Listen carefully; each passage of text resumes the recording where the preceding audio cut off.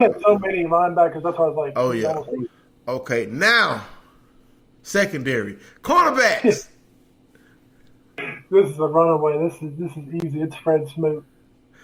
I agree with you. You got to bring in Fred Smoot, the Smoot Smack. Got to bring him in. Safeties, who you hiring? I'd probably go off on the limb, and I would go get one of my favorite safeties, and that was Josh Morgan. Man, get out my head, man. That's who I'm hiring too. Man, Josh Morgan was a very, very, very impactful player. When you look at Josh Morgan, you didn't look at him and think he was a hard-nosed football player. But Josh Morgan, bruh, that man came to play. All right, so special teams, my special teams coach is going to be the head coach, Joe Judge. That's what he does for the Patriots. Yeah, That's who you hire. That's who you hiring too. yeah. All But right. somehow I want to get Ashley Cooper in there somehow, some way. Well, we got one more position we can hire for. One more Coordinator. position. The most important position for any football team, the strength and conditioning coach. Who you hiring? Ooh. You can hire Ashley for that. Can I get Ed Smith to go out there and do that? No, he can't do strength conditioning, and he looks like Ed's still like he can play, man. I mean, my strength and conditioning coach is going to be my reason for being a Bulldog, because this is what he does as a profession. This is what he's done for all of his life. He did it when he was coaching for Alcorn. I don't know if he's doing it as far as the head coach at USM, but that's my cousin, William Prince Jr. I think he would get the Bulldogs right. But speaking of Ed Smith, I have to say this. Man, I remember when he was playing, he was one of my favorite Bulldog defenders. And like getting a chance to interact with him on Facebook, man, it's like a dream come true because, man, he was a beast when he was playing. Like I said, when you posted his stats, that's what I said. He was a beast. And looking at him, and he still looks like he can play, man. He's in great shape. Man, need to see if he still got some eligibility left. We need some of them sacks, man. We could definitely use him on the line. Most definitely. I mean, so yeah, this topic was kind of brought to life by John James, and I'm definitely going to tag John James when I post this status because it would be kind of cool if we had an all Bulldog coaching staff. That would be awesome. I mean, you're going to have a coaching staff full of Maroon pride. Would it work? I don't know. I mean, I think we would definitely have a bunch of characters together that would showcase what it's like to be a Bulldog, and we just hope they would mesh well coaching wise, because we know everyone has their way of doing things, but it would be fun and cool to have Mississippi State alums as your coaches. I think that would be great. All right, so moving right along, we're ready to talk about these volunteers. Stubbs, these Tennessee Volunteers have been a thorn in my side since 1998. 20 some odd years. When we lost that SEC championship game, I am still angry. I am still mad about that game because we could have won the SEC. I don't necessarily know if we would have, because after Tennessee beat us, they went on to the national championship. I don't necessarily know if we would have went to the national championship, but it would have been awesome to beat Tennessee and be the SEC champion and kind of throw our hat in our hat in the ring for a potential national championship run. Because that team had the defense to stop anybody. Oh yeah. So Tennessee has struggled to a 1-4 start. We have struggled to a 3-2 start. Really should be 4-1. We really only have really lost one game. We should have beaten Kansas State, I feel. We let that slip away. And we've already talked about the beatdown that Auburn gave us. So now we have to now bounce back again from getting punched in the mouth.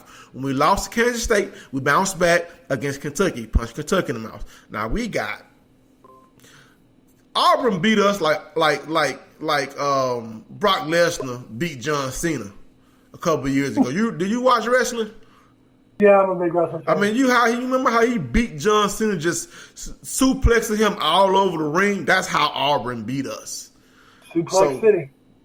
So now, are we going to be able to be like John Cena and bounce back and get our career back on track in wrestling and the movies and be able to take our frustrations out on the 1-4 Tennessee Vols, who also have their own quarterback issues? They have a true freshman quarterback, and they also have an incumbent upperclassman who may split duties.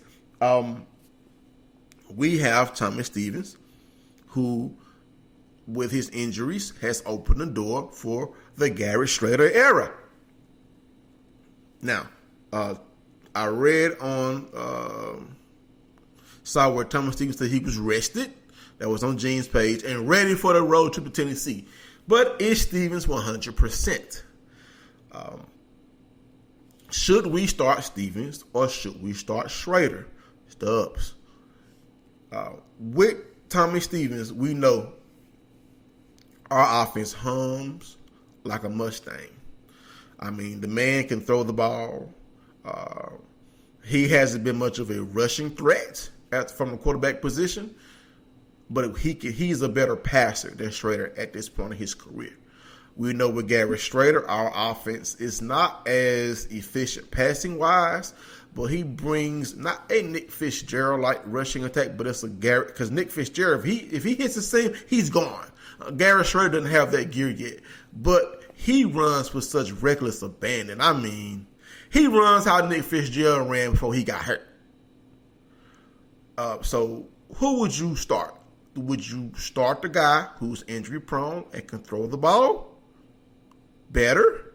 Would you start the guy who is a little bit more hardier built, sturdier built, has been able to take a licking, keep on ticking, sacrifice a little bit of the downfield passing for a quarterback who has captured the hearts and souls of Bulldog fans across the land? Who you starting? You know, up until this week, I've rode the Tommy Stevens train. My girlfriend gives me crap for it all the time because I was all hyped up on Tommy Stevens. If you remember back into my preseason predictions, I said that, you know, he was going to set all his passing records, but I also talked about how the man stayed injured. And if you remember correctly, my new nickname for Tommy Stevens is Peanut Brittle. Peanut Brittle.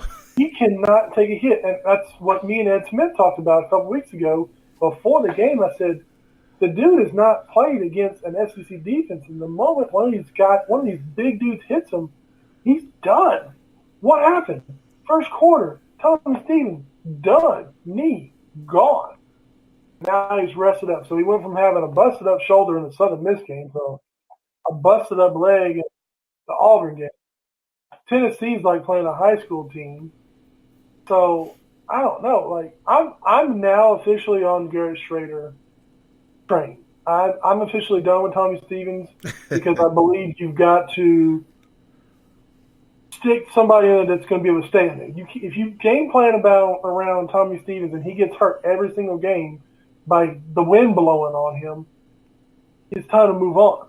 I mean, it's time to look for the future, basically. And what I'm saying is, if you let Schrader, I mean, Schrader's red shirt's burned unless he sits out the rest of the season, which he's not because Tommy's going to get hurt like every single game. The guy farts and he has a blown hamstring or something. It's just ridiculous of what goes on.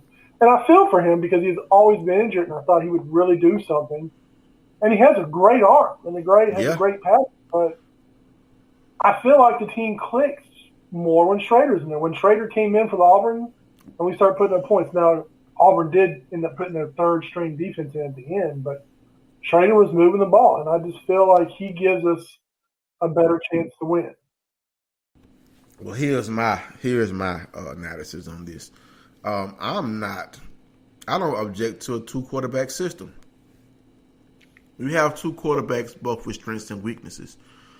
You have one quarterback who, when he gets hit, he breaks like a, I guess you can see, a chicken wing bone. You know how when you got a whole wing and you just want to you don't want to eat the wing, you just break it off and throw it away. How easy it is to break that chicken wing piece off the tip. That's what we have one quarterback. That's Steven. Then we have one quarterback who's just been as sturdy as a tough piece of steak.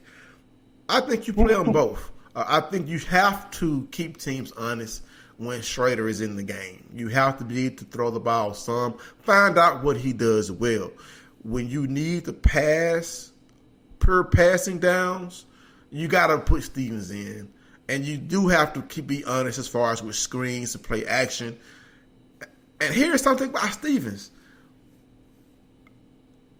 The lion formation. He was running like a tank. Where is that guy? Find him. He's all about trying to get to the NFL. What's that? He's all about trying to get to the NFL, just like Dak was in his final year. It's all about passing. At this point, you need to be playing to win. If you get to the NFL, so be it. You need to be playing to win. Lower the shoulder, bruh. Like when you see Thomas Stevens run against Penn State, run when he's playing for Penn State, he's like that Master Peastone, calling out the tank. You know what I'm saying? That's what he looks like. So where's that Tommy Stevens? Bring him, soul search and bring him back, man. Go drink your milk or something, get your bones right, bruh. I think we need to play both of them, really and truly. I think both of them bring a unique skill set that can keep Tennessee confused. And like I said, Tennessee has their own quarterback issues. True freshman Brian Maurer threw for 259 yards and 2 touchdowns against Georgia. Jared Gorentano did make an appearance, but that was in mop-up duty. And, of course, Tennessee got blown out by Georgia. But here is where Tennessee can hurt us. Our defense has really not done much in the pass rush. Tennessee has some very decent wide receivers. One that is very dangerous in Marquez Callaway. He had the deep bomb against Georgia. So Cameron Dantzler is going to have to get ready. The other wide receiver on the other side, Juwan Jennings. Smitherman is going to have his hands full. So we need our defensive front to channel Ed Smith, channel Jeffrey Simmons, channel Montez Sweat, and get to this quarterback, whoever's taking snaps for Tennessee. That's the only way I think that we're going to win because, we have to find a pass rush. We got to find that Dog up front. Gotta find it because if we don't, it could be a pretty interesting game. I feel we have the offensive prowess to kind of beat Tennessee with our offense, whether we just ground and pound it with short passes and mix in throws with Tommy Stevens. Because let's look at this Tennessee defense. Let's look at their schedule. They lost to Georgia State 38-30. They lost to BYU 29-26. They blew out Chattanooga 45-0, a game that they should have won. They got blown out by Florida 30-43, and they got blown out by Georgia 43-14. This team is not a defensive juggernaut. They have talent. They're not an Auburn. No. So I think we could go ground and pound this game and be able to, feed Kylan, feed Nick Gibson, let Garrett Schrader take his turns in the run game, find the tight end, a couple of deep passes to Osiris or Guidry if Guidry's back healthy. I think our offense is strong enough to score on Tennessee's defense. We just need our defense to be strong enough to stop the pass, get some sacks, and stop the run. Because Tennessee's rushing attack, their leading rusher, pull this back up. Chandler, I think he has like 300 some odd yards. Yeah. So I mean, they're not a. I mean,